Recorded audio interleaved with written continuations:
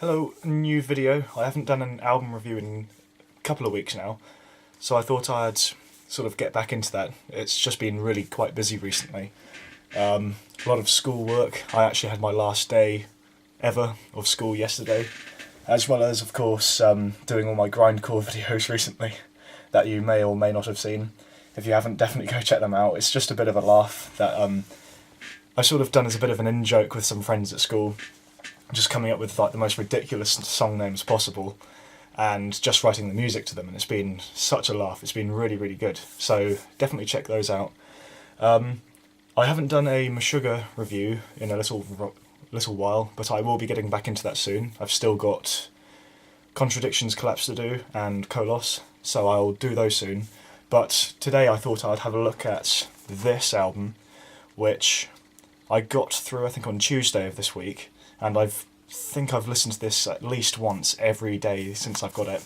And I am talking about the new Dillinger Escape Plan album, One of Us is the Killer, which is just incredible. Now, my sort of knowledge of this band isn't too great. I mean, they're always one of those bands that I've known about, and I have sort of heard their music on their previous albums, but it's not something that has really grabbed me. But I suppose that's because years ago when I first heard their stuff, I wasn't really as far into my musical kind of journey, so to speak, so I didn't really appreciate them that much, because they are quite a niche band. It's not going to be to everyone's taste. It's either going to be something that people are going to be absolutely turned off by because of the crazy kind of erratic style that they're sometimes known for, but for some people who are really into some interesting, quite out of the box kind of thinking in terms of music, it's going to be really interesting. And this album sort of still keeps that crazy feel that these guys sometimes go for, but this album is actually very, very catchy. It's got some incredibly very well thought out and very kind of interesting kind of melody lines that go through some of these songs, especially in the choruses, which sound absolutely monster and really memorable, which makes this album just such a pleasure to listen to. There are so many great songs that you can remember, even from the first listen. I found, when an album draws you in right from the first song, and leaves you remembering certain melodies, it's going to be really good. And I've probably already listened to this album about 10 times or so. One of the main reasons as well that I think this album is so memorable and just so good is changing dynamics that you get in loads of the songs on this album, and it really it keeps you on your toes, it keeps you thinking. You have songs such as When I Lost My Bet, which is one of the first singles I think that came off this album, with a great contrast between some of the crazy drum work that goes on, then really kind of mellow snare work, almost in a jazz kind of feel, and you've got some really loud sections and then plummeting down to really quiet sections, so it's quite jumpy and jolty, and that is really interesting to listen to. And not knowing on your first listen where that's going to come sometimes makes it really interesting to listen to. There's also some really great musicianship on this album, there's no doubt about that. It is very well performed, and I think that's true on every single song on this album, that there's absolutely no point on this album where that lacks. I think it's the song Understanding Decay, which is one of my favourite songs on the album, where there's some really interesting, I think almost tapping work going on the guitars in a solo style, and it's really melodic, and that is just a fantastic piece of music.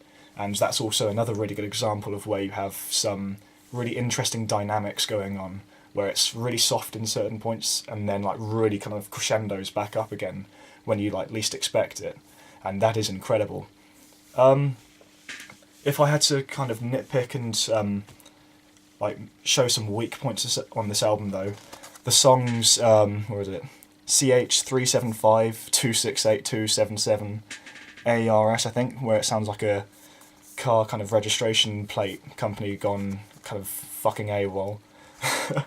That song, as well as Magic That I Held You Prisoner, the song that comes after that, which are two shorter songs in the album, and the first one, the car registration song, they're both quite short, and that one's instrumental. I don't think they are quite as powerful, and that could just merely be because they're so short in comparison to the other songs. I mean, it's not like the other songs on this album are particularly long anyway, ranging from between like 3 and 4 minutes. But these don't eclipse 3 minutes. These are like 2-minute songs around about, and it doesn't really like give that much time for expansion, I suppose. And for me, they're not quite so strong. But those two songs are like the only two songs on this album which I don't feel are as strong. The rest of it is solid. Another weakness, or like small kind of point that I'd make about this album, is the choice of the last song, The Threat Posed by Nuclear Weapons.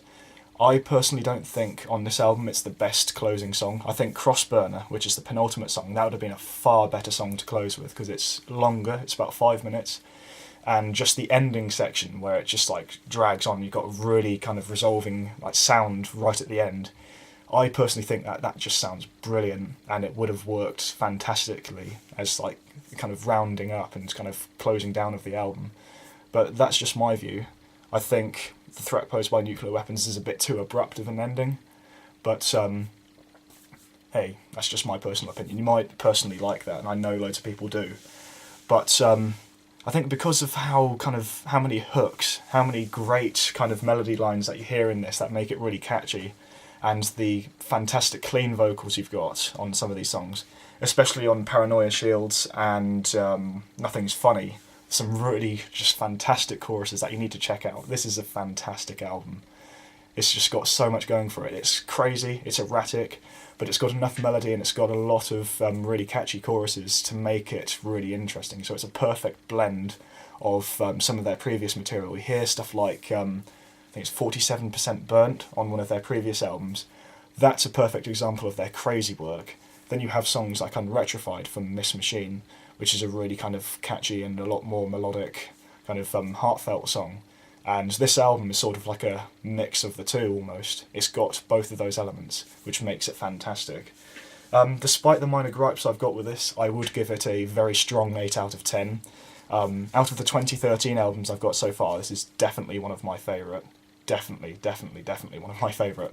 Alongside, I really like the new Defeated Sanity and Aid album, and I'll hopefully be reviewing those soon as well, even though those were slightly earlier in the year. But this is a very new album. This came out earlier this month, last week. And yeah, I definitely really recommend this. This is a fantastic album. If you haven't heard much of the Dillinger Escape Plan before, this would be a good place to start, because it does have a lot more kind of catchiness to it, which would like really help to draw a lot more listeners in.